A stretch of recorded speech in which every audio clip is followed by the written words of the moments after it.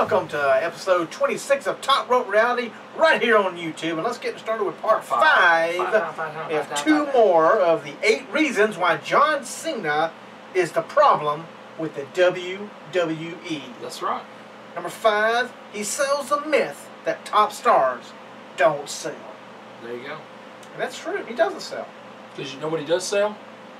Merchandise. Yeah, he is Ask Mick Foley. I think if John Cena came out on Raw without his towel, without his shirt, without a hat, people would he'd had the people with straight jackets have to come get him because he done lost his damn mind. There you go. We would think he was naked with all that stuff I on. know. With his, he'd still have the shorts and the shoes on, but we'd be like, wait, put the clothes back. Put the clothes back. I know. It's ridiculous. So I guess what people need to do, you need to learn, everybody. Cesaro, Seth, Roman, all you. Just start, whenever you do an interview, just grab your stuff and pick it up in front of you. Throw it over your shoulder. I have merchandise. Buy my shirt. Before I want to get started, Renee, buy the shirt. So, but yeah, I mean, we've seen it a lot of times. He gets beat up. We talk about he gets beat up one night before and he's back. I'm surprised that they didn't do that to Brock. When Brock probably would have been like, no, that ain't happening. It may have been. Brock would have been like, you gonna make me look good.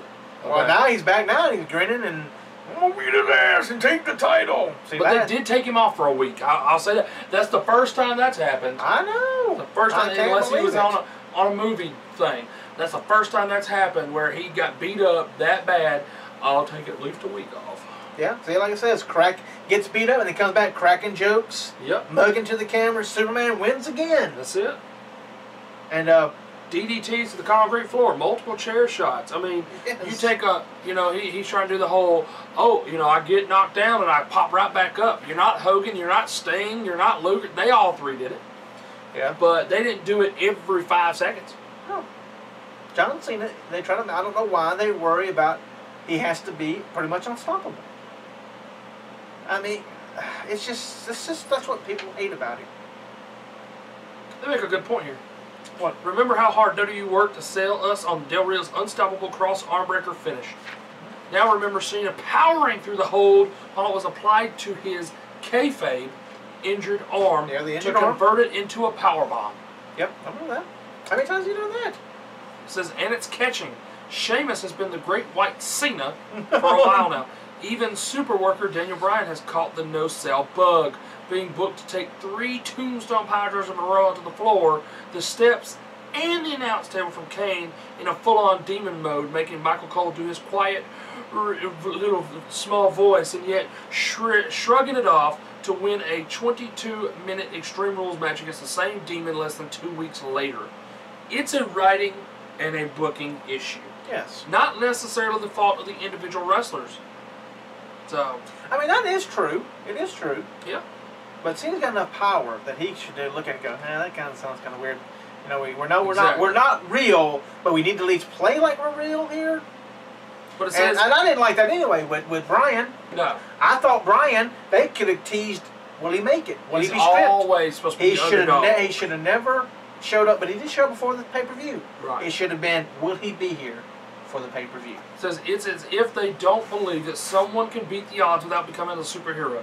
Cena is a cartoon character. Yeah, we don't expect him to do much that's realistic, but when a brawler like Sheamus can pull an athletic power move like the bro kick out of nowhere despite being pummeled for 10 minutes beforehand and then stand there strong and tall as ever and celebrate with the crowd, there's something amiss. Yep, and they get too much of that.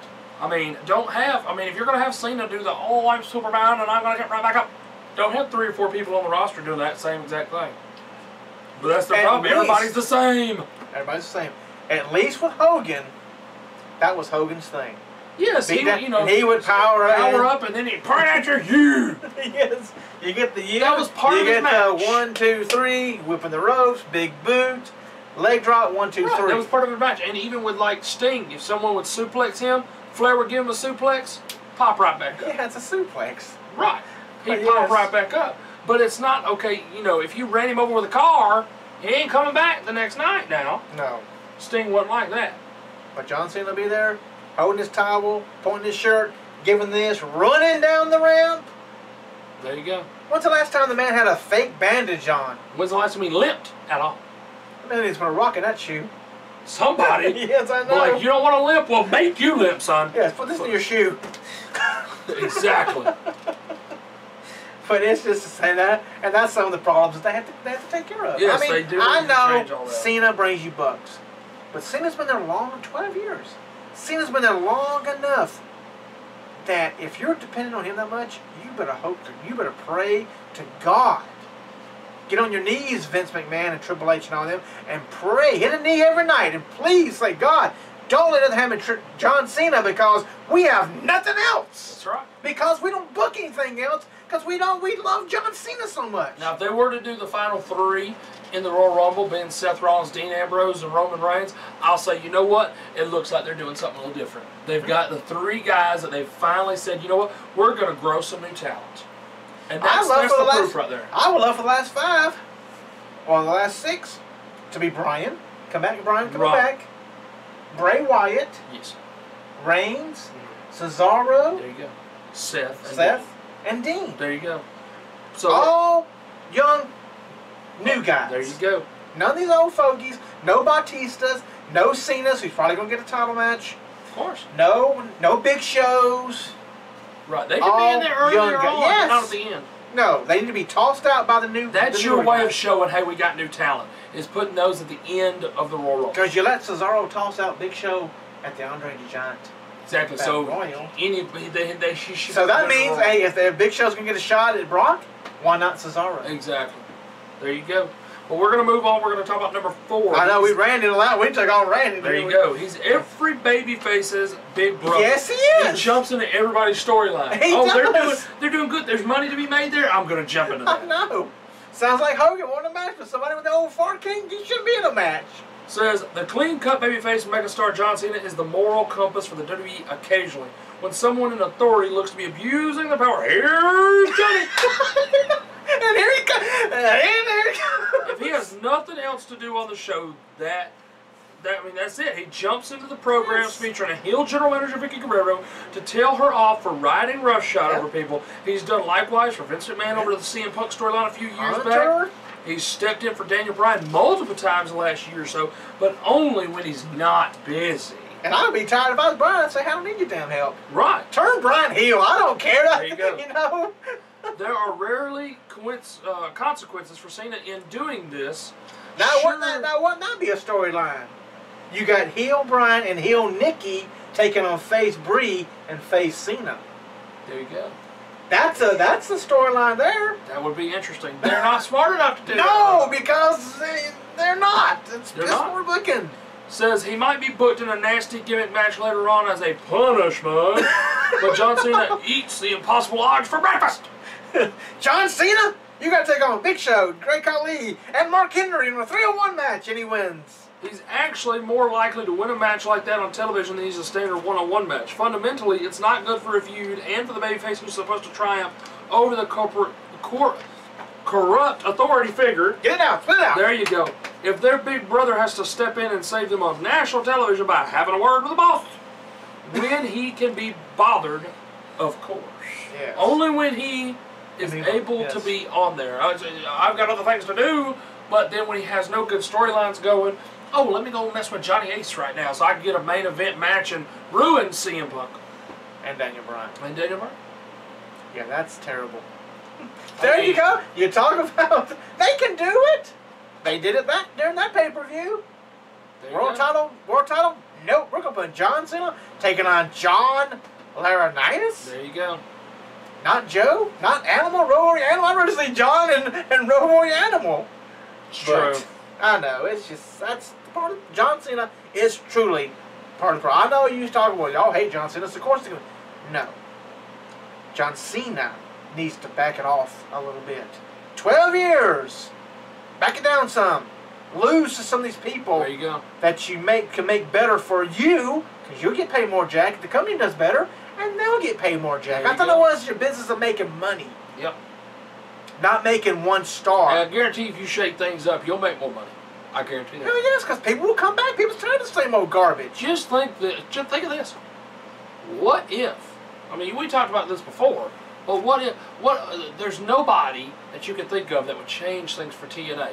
You know what? Wouldn't bother me a bit if Cena left the WWE and he went to TNA. Wouldn't bother me a bit. It might actually help TNA. But you know what? It would also help WWE programming. Yes, because it would be something different. They'd have to depend on somebody else. They'd have to take their thumb out of their ass and wonder what they're going to do. Oh, no, we're going to get 2.8 ratings. Wait a minute, you're getting 2.8 ratings now. But let me say this. Eventually, John Cena's going to retire. He's not immortal. John Cena's going to be really hurt when he can't do the horse steroids and come back in 3 months. He's not a vampire. He's never. I mean, he I ages. hope he's not. He ages, people. We hope so. He ages. He will die like the rest of us eventually. He will retire like everybody else eventually. I mean, he's gonna have to slow down. But you can't wait to the last hour. No. To build new stars. No. Which I'm hopeful with the Cesaros and the Roman Reigns and the Seth Rollins and Dean. I'm hopeful. And then when you got the Sami Zayns and other people down there, but what I'm scared of, they'll be like, well, they're too tiny. They're good enough for NXT, but they're too small to be on television. They don't look big enough to be on national television. That's what I'm afraid of.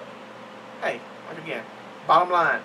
If Money. The public, the people that buy tickets, buy your pay-per-views, buy the network for $9.99, buy the merchandise, if the people love it, that's what you're supposed to give it to them. Now, when you say that, you got to say public, if you will. Yes. You got to do the Dusty Rhodes when you talk about the public. The public. Public, if you will. Well, that's it for part 5. We got, what number was it? 5 and 4? It was 5 and 4, yeah. So we got 3, 2, and 1. I think 3, 2, and 1 will come next week. There you go. John Cena, why he's the John bad. Cena rant. Basically, we have a whole segment for rant. And you say, well, why do y'all talk? If you hate him so much, why are you talking? You know what? I don't hate the guy. I don't hate the guy. There's ways to book main event talent. Look at Shawn Michaels. He was a main event talent, but he wasn't the main event all the time. When he came back from his back injury, he wasn't the main event all the time. He put people over. Not all the time, I'll say this, but he was. He would do lower matches. He wouldn't always be the main event. That's true. I mean, I know he beat this man, but go and look up Shelton Benjamin versus Shawn Michaels. Even though Shelton lost this match, you go back and watch that. At the end of that match, you knew that Shelton Benjamin was a made superstar after that very match. Yep, they ruined him after that. Yep. That's the thing. You can get somebody to put you over even if you lose to them, but it's all about if WWE does something with you. That megastar can make you look like the greatest person that ever wrestled, but if WWE doesn't act upon it, it doesn't matter. Right, and they don't. Look at Fandango. He could have done great things. They could have done great things with that gimmick. Jericho made him look 100,000% as a great superstar. The biggest show, WrestleMania. Exactly. Made Fandango look great. And what have they done? What did they do to capitalize on that? Nothing. Nothing. Nope. When you're feuding with El Torito and Los Matadores and losing because of the Slayers, Summer Rae and Layla, guess what? Done away with that now. I haven't heard about that anymore. No. That's on main event with you. But you know what that means? That means he's going to go nowhere fast. He's at the bottom of the barrel. He ain't coming back up. It's sad. Sad. Well, let's get to part 6 coming up, and that's going to talk about our final WWE conspiracy theory. Was Bret Hart in on the Montreal Screwjob? If he was, then that would have been genius. And he may have. The Montreal Screwjob may be the biggest thing ever to pull on the marks. So, could be. We'll be right back for part 6 of episode 26 of Top Rope Reality, right here on YouTube.